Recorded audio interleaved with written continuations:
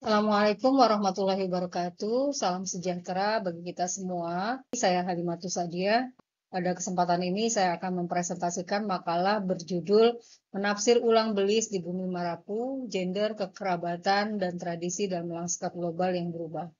Nah, penulis makalah ini terdiri dari 4 orang. Ada saya sendiri, lalu ada Mbak Risma Widiawati, Mas Samsul Rijal, dan juga Mas Irfan Syuhudi. Kami adalah peneliti dari Badan Riset dan Inovasi Nasional.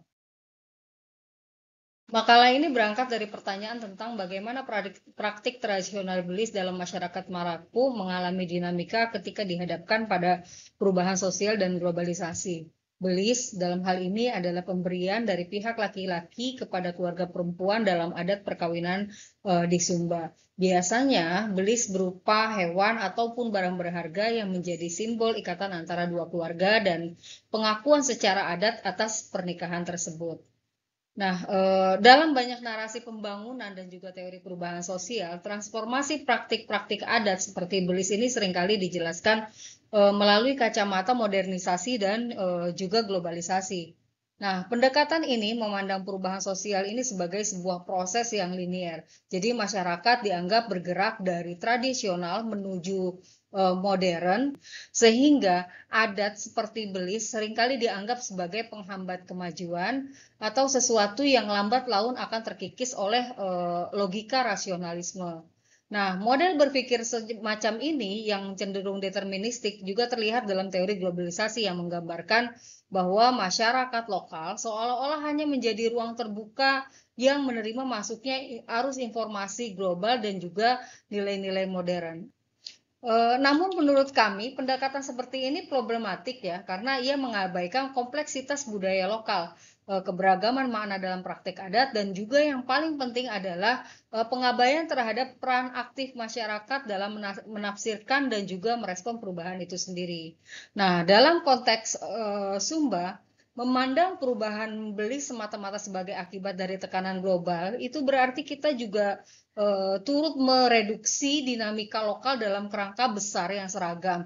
Dan tentunya ini beresiko menghilangkan nuansa penting dari praktik-praktik lokal itu sendiri. Padahal masyarakat lokal tidak bersikap pasif, justru mereka melakukan berbagai bentuk negosiasi baik antar generasi maupun dalam komunitas mereka itu sendiri. Mereka merekonstruksi makna beli secara kontekstual, mengikuti dinamika sosial dan ekonomi dan juga politik yang mereka alami. Sayangnya, banyak kajian sebelumnya ini belum cukup menggali bagaimana sebenarnya perubahan adat ini bisa menjadi ruang kontestasi makna dan pembentukan identitas baru ya. Padahal praktik seperti belis ini tidak serta-merta melemah ataupun hilang, tetapi ia mengalami proses apa yang disebut sebagai globalisasi, yakni perpaduan antara nilai-nilai global dan juga praktik lokal secara dinamis. Oleh karena itu, kami mencoba untuk menawarkan sudut pandang yang berbeda. Di sini kami mencoba untuk menempatkan masyarakat Sumba bukan sebagai korban dari globalisasi, tetapi sebagai aktor aktif yang secara kreatif membentuk ulang makna belis perubahan adat, dan dalam hal ini tidak hanya mencerminkan tekanan eksternal, tetapi juga hasil dari agensi lokal yang kuat. Praktik belis di Sumba adalah contoh yang sangat baik tentang bagaimana masyarakat lokal mencoba menyesuaikan diri mereka dengan perubahan zaman. Nah, salah satu perubahan yang cukup mencolok adalah munculnya belis simbolik di beberapa desa di Sumba. Pembelian belis yang dulunya berupa hewan ternak besar atau emas, kini lebih sering digantikan dengan uang tunai. Nah, ini jelas menunjukkan bagaimana masyarakat mulai beradaptasi dengan kenyataan ekonomi yang lebih praktis dan fleksibel. Namun, perubahan ini tidak sekedar soal pergeseran dari hewan ke uang. Ada juga perubahan dalam simbolisme belis itu sendiri. Dalam beberapa kasus misalnya, belis diberikan dalam bentuk benda-benda yang lebih simbolik, seperti kain adat atau alat musik tradisional yang lebih merepresentasikan hubungan sosial dan juga penghormatan antar keluarga. Jadi bukan sekedar nilai ekonomi. Meski demikian, kita tidak bisa melihat perubahan ini sebagai sebuah degradasi budaya. Sebaliknya, ini menunjukkan bagaimana masyarakat adat masih mampu beradaptasi dalam dinamika zaman.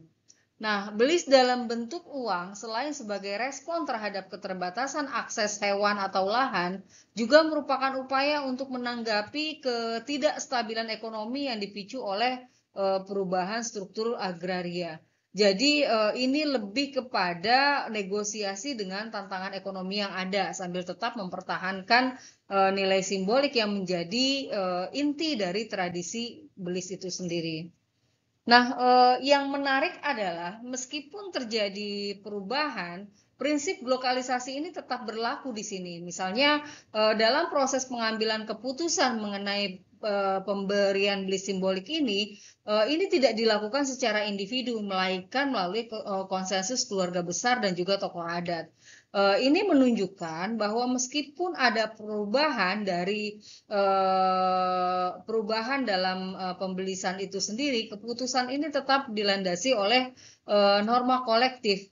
Nah, transformasi ini juga memperlihatkan bagaimana masyarakat di Sumba semakin fleksibel dalam memahami dan menafsirkan tradisi mereka. Konsep belis yang dulunya terkait erat dengan penghormatan terhadap perempuan dan leluhur, kini juga dipandang sebagai bentuk dialog antar keluarga dan juga simbol penghormatan yang lebih inklusif gitu.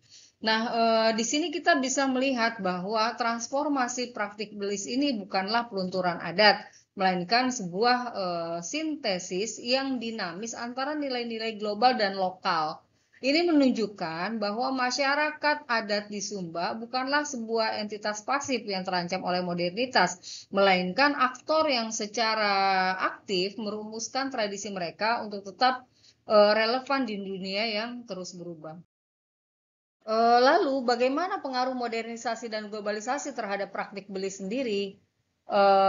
Pertama-tama kita harus memahami bahwa perubahan praktik belis ini sangat dipengaruhi oleh faktor eksternal, yaitu modernisasi dan globalisasi.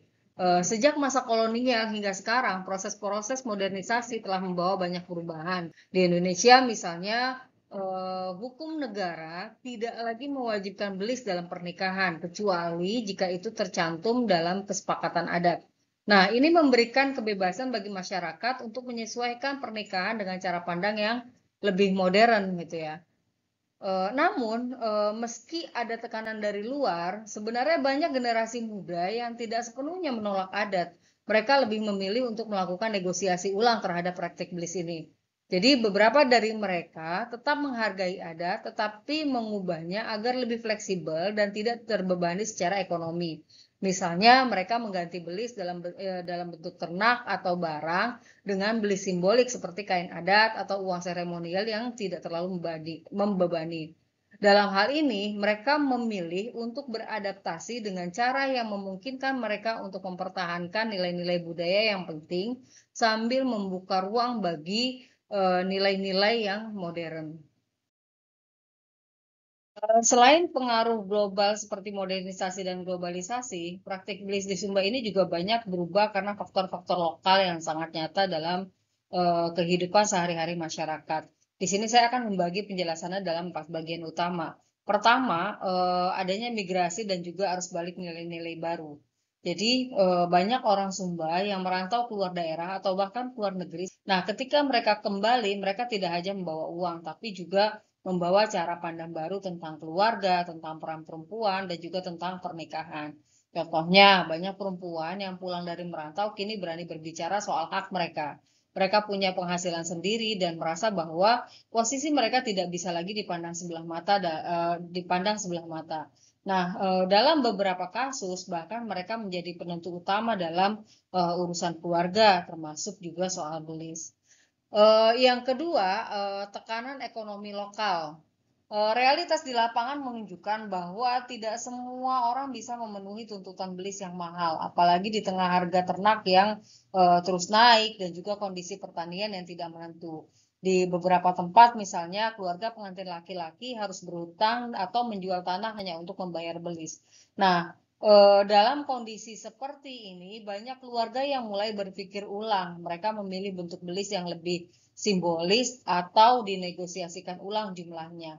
Jadi bisa dibilang bahwa perubahan ini adalah bagian dari strategi bertahan hidup, bukan semata-mata karena pengaruh dari luar.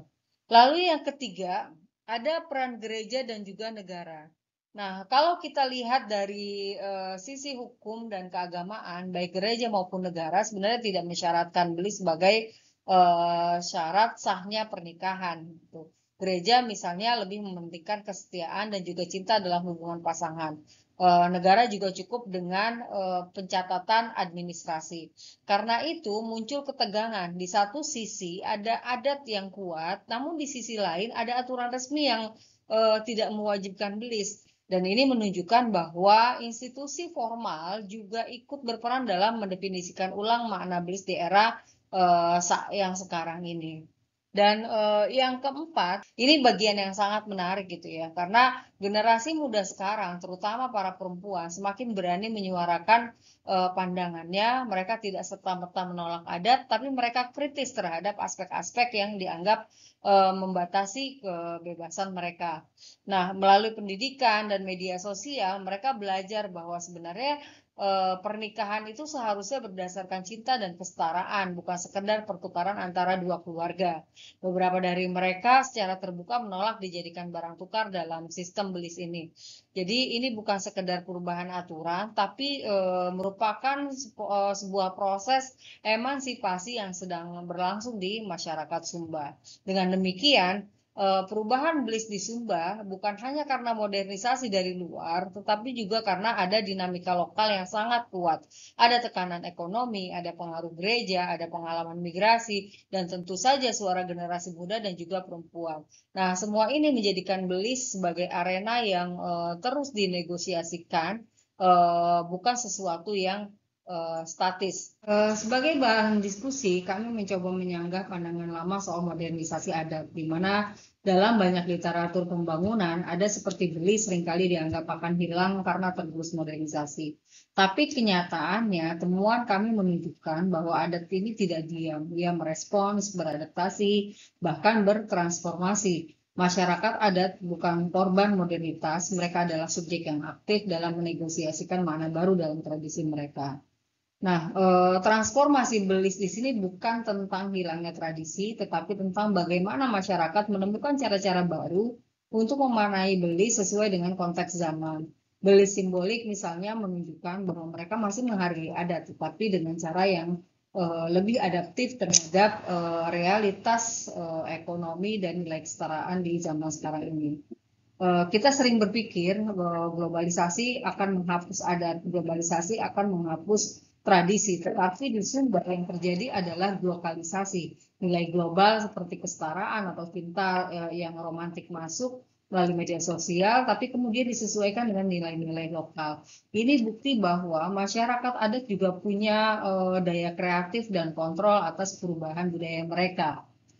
Jadi kita tidak bisa menyederhanakan perubahan adat hanya karena faktor ekonomi atau pendidikan. Ada banyak variabel yang saling berkelindan. Misalnya perempuan muda dari kota mungkin punya sikap yang berbeda terhadap belis dibandingkan perempuan desa.